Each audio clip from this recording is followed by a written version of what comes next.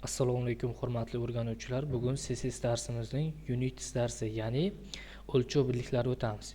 O'lchov birliklari o'zi nima? Masalan, kontentimiz yoki xohlagan veb-saytimizdagi kengligi, uzunligi yoki shunga o'xshashgina bizda kerakli vositalarda piksellar va o'lchov birliklarini o'tamiz. Xuddi masalan nima desak, vaznning kilogramm degan o'lchov birligi bor, tonna yoki shunga o'xshash degan narsa bor. Masalan, yo'ldagi kilometr, metr, santimetr va hokazo shunga o'xshash o'lchov birliklar bor.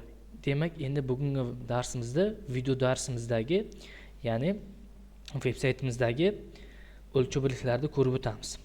Demak, boshlaymiz. Qaranglar. Birinchi o'rinda bizda CSS da Units darsi. O'lchov birliklari qanday anglatadi? Bizda nima qilamiz? Birinchi bo'lib, bizda ikkita o'lchov birligi bor. Tushunyapsizlar-a? CSS da ikkita o'lchov birligi bor. Ya'ni qanaqa o'lchov birliklar? Trash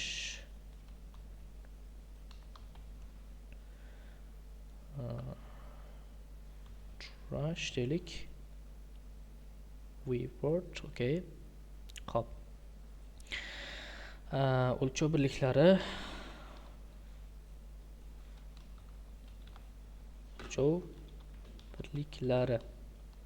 o'lchov birliklari mana shunda. Endi qarangizlar, bizda ikkita o'lchov birligi bor. Ya'ni birinchisi mutlaq birliklar bo'ladi. Mutlaq. Tushunyapsiz-a? Mutlaq birliklar. Keyingisi bizda nisbiy birliklar bor. Nisbiy birliklar, ya'ni mutlaq birliklar, mutlaq birligini olib tashlasak ham bo'ladi. Hozirchalik bizga faqat bu ikki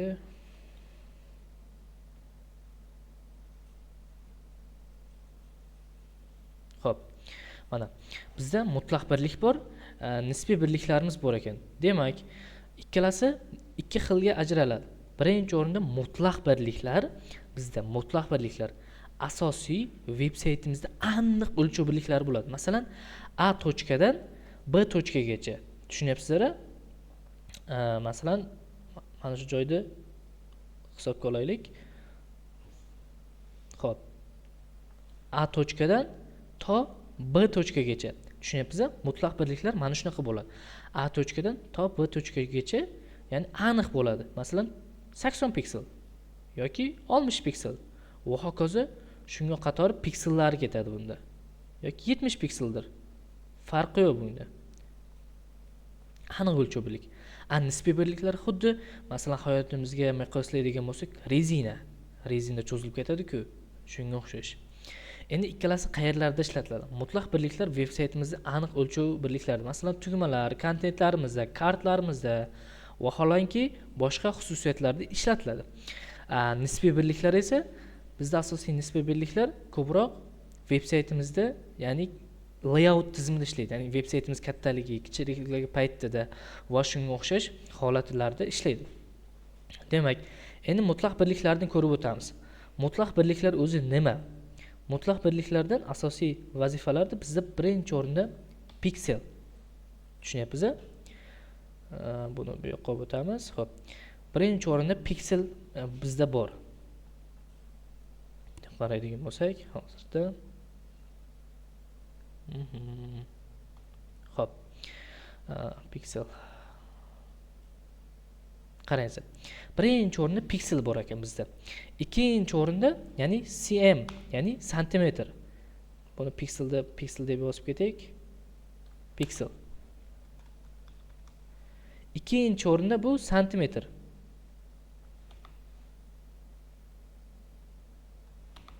Ya'ni santimetr. Uchinchi o'rinda bizda millimetr.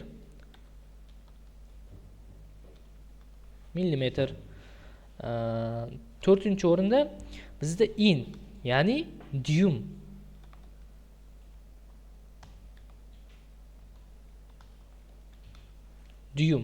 Ya'ni 1 dyum 2,54 santimetrga ega.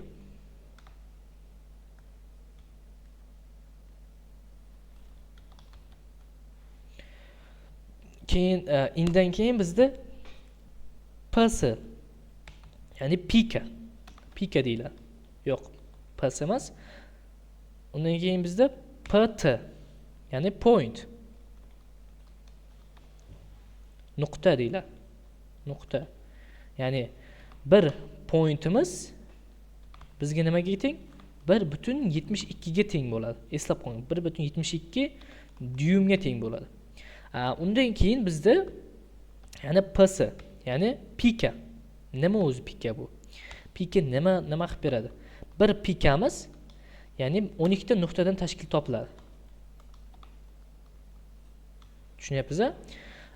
Bu qanday bo'ladi? Hozirchalik chiroyli tarzga keltirib qo'yaylik.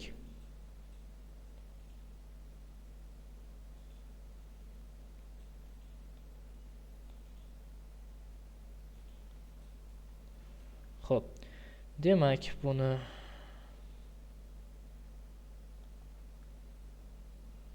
bu ham shunday bo'lsin. Mana shu qiymatlarimiz bizga asosiy mutlaq birliklarimiz, ya'ni aniq o'lchov birliklarimiz aytiladi. Masalan, bizda piksel ishlaydi ko'proq, millimetr emas, santimetr ham ishlaydi ko'proq, point ham ishlaydi, dyum ham ishlaydi, hammasi bizda ko'proq ishlatiladi. Endi nisbiy birliklarimiz o'zi asosiysi nima? Nisbiy birliklarimiz bizda birinchi o'rinda foiz, ya'ni foiz keladi. Ya'ni bu nima? Foiz. Ekranimizdagi, ya'ni ota element o'lchamidan nisbatan hisoblanadi. Ota element mana shuncha bo'lsa, shuncha bu ham foiz. Masalan, 100% ekranimiz necha foiz bo'lsa, shunga 100% joylashadi. Ya'ni veb-saytimiz necha foiz bo'lsa, shunga o'xshash. Undan keyingisi m degan tegimiz. M degan tegimiz shrift kattaligiga nisbatan ishlatiladi. 1 m, ya'ni Windows'imizdagi bir otaga teng. Tushunyapsiz-a? 1 m 1 otaga teng bo'ladi. Xo'p. Keyingisi RAM, ya'ni 1 m. Keyingisi RAM. RAM bu ham shrift o'lchamiga nisbatan ishlatiladi. Ya'ni root element, HTML tagidagi shriftlar kattaligiga nisbatan ishlatiladi. Keyingisi bizda viewport width bor. Ya'ni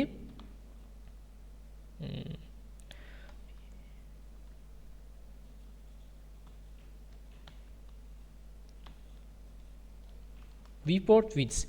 Buning asosiy afzalliklari nimada? Viewport width bizda xuddi bu ham foizga o'xshab to'liq kenglik egallanadi. Keyingisi bizda viewport height bor. Ya'ni bu viewport height sal buyoqroqda yozaylik. Viewport height bizning asosiy vazifamiz bunda ekranimizning, ya'ni pastki o'lchami, ya'ni x o'qi bo'yicha gorizontal o'lcham bo'yicha ishlaydi.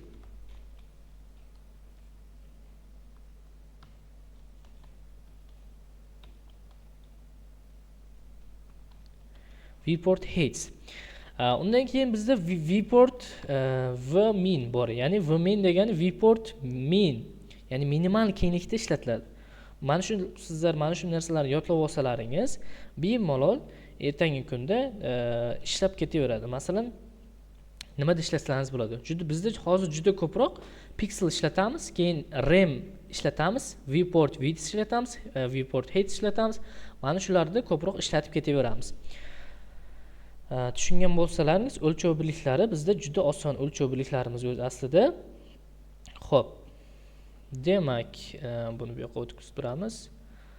Unitslar mana pixel haqida berilgan, viewport width, aniq o'lchamlar haqida, mana santimetr, in, millimetr, point and relief units, ya'ni nisbiy birliklar, foiz, m tegi, rem tegi, hammasi xalofda berilib o'tilgan. Mana viewport unitslar bor, masalan, viewport, win, max, modern CSS da ishlatiladigan, calc hisoblash uchun ishlatiladigan narsalarimiz bor. Mana width calc 100% dan 50 piksel oralig'ida ishlaydi. Clamp bor, chegaralash bor, viewport min va minimum va maksimum bor. Bular hammasi o'lchov birliklari. Bizda boyagi asosiy o'lchov birliklarini o'rganadigan bo'lsangiz, ishingiz juda osonlashadi. Endi bugun amaliy mashqlarni qilib o'ting. Qarang, amaliy mashq qanday qilasiz? Har xil unitlarni sinab ko'ring. Masalan, 3 ta div yarating, biri piksel va hokazo. Mana shunday amaliy topshiriqlar bor. darsdagi topshiriqlarni hammasini qilib, uyga vazifalarni ham qilsangiz, Xudo xolasa, ishingiz yengillashadi. Nima demoqchiman? Yaxshi o'rganasiz demoqchiman. Endi bizga nima? Men sizlarga bitta chiroyligina amaliyot ko'rsatib beraman. Qanaqa amaliyot? Masalan, siz darsimizga kiramiz degan siz 5.5.html 5-darsni ochdik va strukturani ochdik. Strukturaga masalan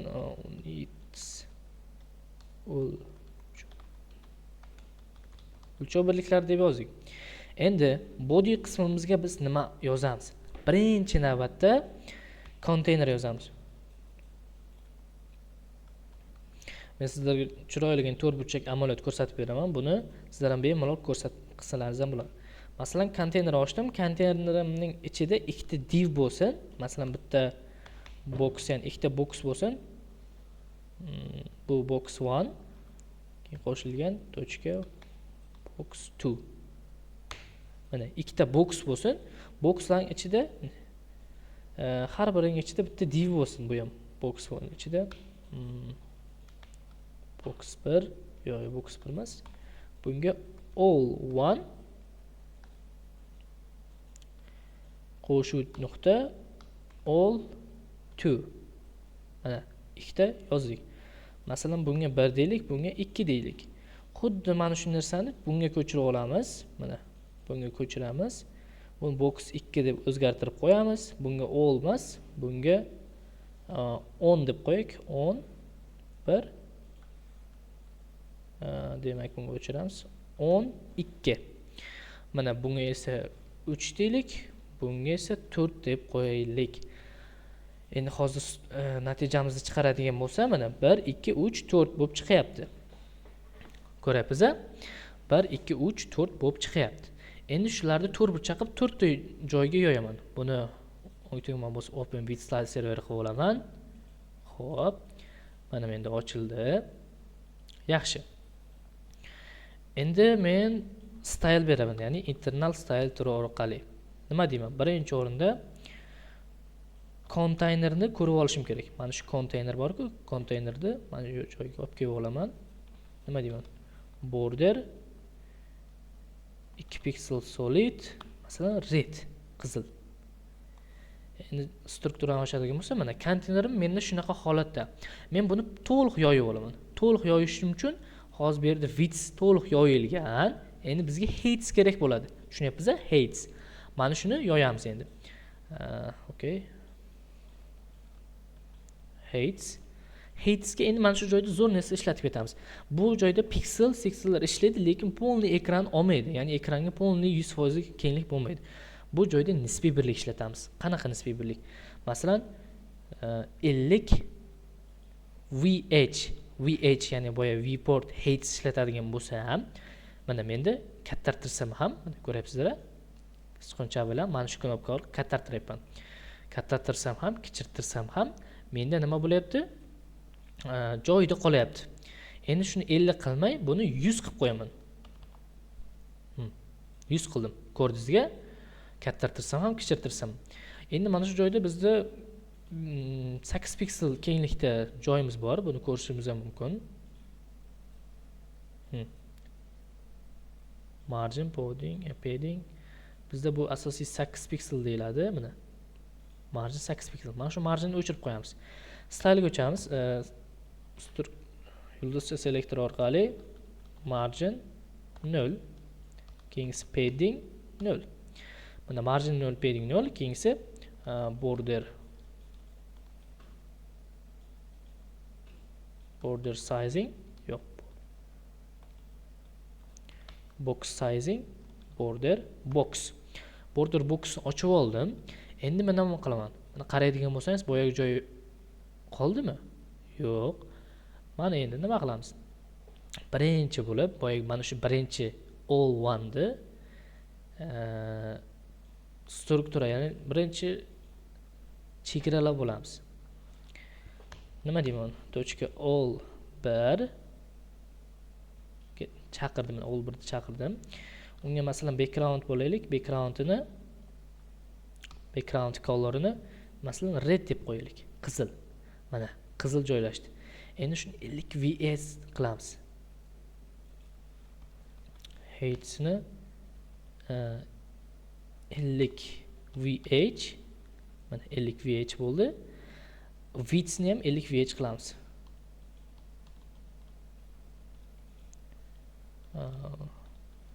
Widthni 50 yoki viewport heights qilib qo'ysangiz ham bo'ladi. Viewport heights, viewport widths mana.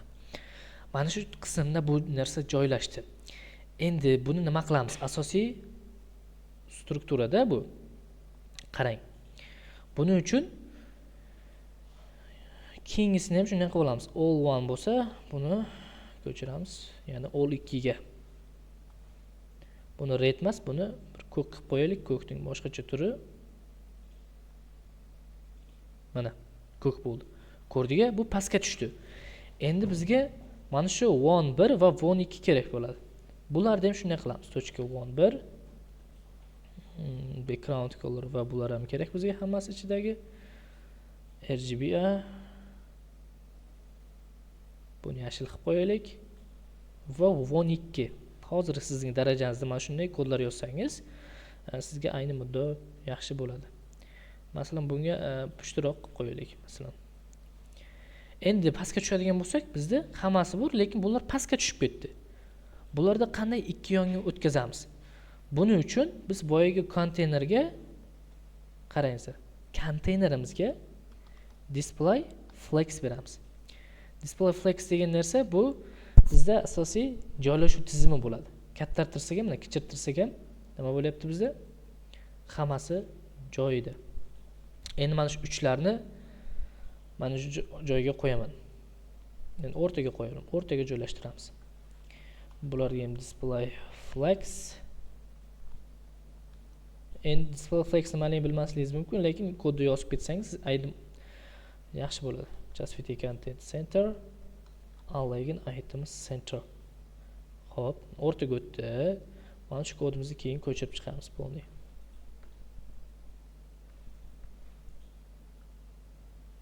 Ctrl S, Ctrl V. Endi ko'radigan bo'lsak, mana bizda hammasi o'rtaga o'tdi, lekin mana shu joyimizda bizda qizil chiqib qolyapti. Mana shu qizilni yo'q qilamiz. Qanday yo'q qilamiz? Mana yuqorida konteynerda border bergan edik. Mana shu borderni o'chirib tashlaymiz. Va o'chirib tashlab, mana joyiga qaytaradigan bo'lsak, mana bizda 1 2 3 4 mana kichirmayapti mana. Faqat so'zlarning o'zi kichirayapti. Ko'rdingmi? Osonmi-ekan? Mana shunday bizda vazifalarda qilishimiz kerak. Hammasi amaliy topshiriqlar qilsak, Xudo xolasa juda yaxshi bilim o'rganamiz. Sog' bo'linglar, omon bo'linglar.